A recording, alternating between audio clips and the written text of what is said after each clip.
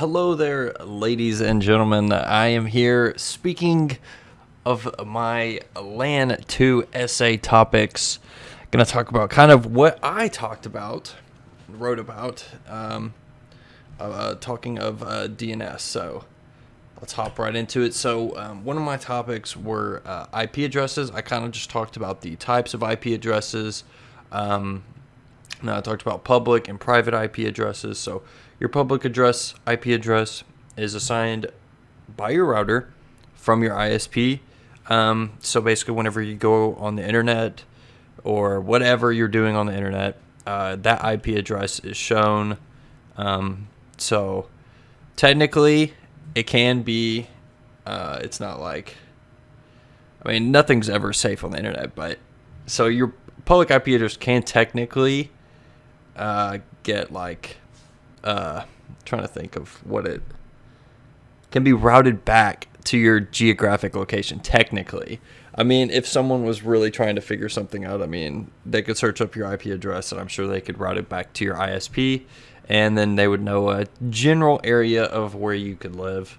Then there's your private IP address, so assigned by your router to every device that connects to it. So your home network, whenever you connect your iPhone or your tablet or your computer to your router, to your internet, each of those devices get their own private IP address that actually kind of like floats underneath your public IP address. So whenever you go on the internet, your devices still have that private IP address given to it by the router, but it's not shown, it's hidden, while your public IP address kind of just, carries you along.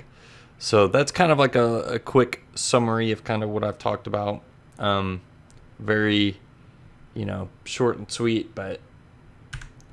And then I talked about domain names, which was definitely like one of the easiest things to talk about. Definitely one of the easiest things to understand. You don't even have to be like a super techie person to understand what a domain name is. It's literally like I did three examples of three websites that I literally go to all the time, every single day.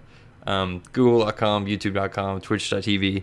Like I go to sleep watching Twitch, so like these websites, these are huge domain names. So like if you were to create a website, I don't know, talking about LAN II of all things, you want to create a website, LAN II. You could just create one, lan2.com, and wham bam, that is your domain name. Pretty simple. Every domain name has a IP address connected to it, which kind of I'll get into a little bit more with this next slide, which is hosts. So some hosts.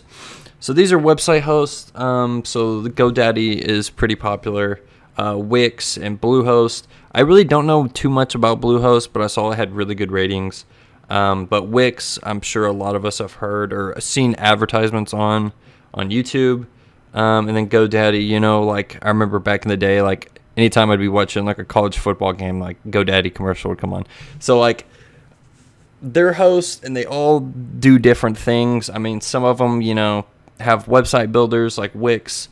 Some of them will, align you up to setting up your website. Like, I don't know, they all have their own specifications. So really, whenever you're picking a website host, you really have to look into what features and specifications that you're going to be wanting for your website. But yeah, so I talked about that a little bit. Yeah, so those were like my three topics over DNS. Thought they were, pretty solid ones.